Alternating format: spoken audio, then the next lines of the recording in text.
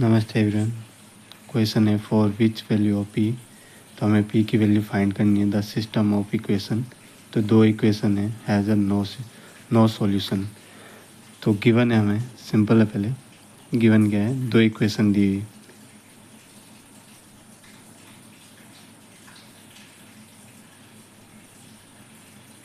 One और second है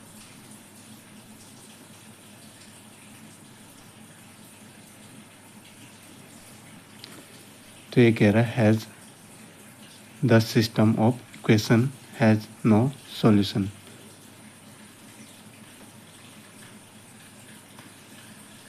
और नो सॉल्यूशन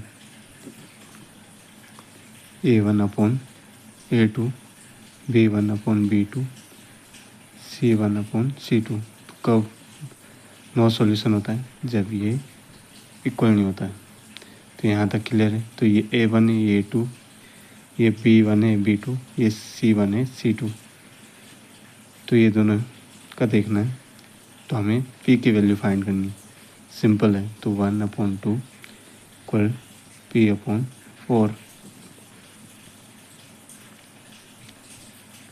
तो कितनी आएगी P की वैल्यू? 2।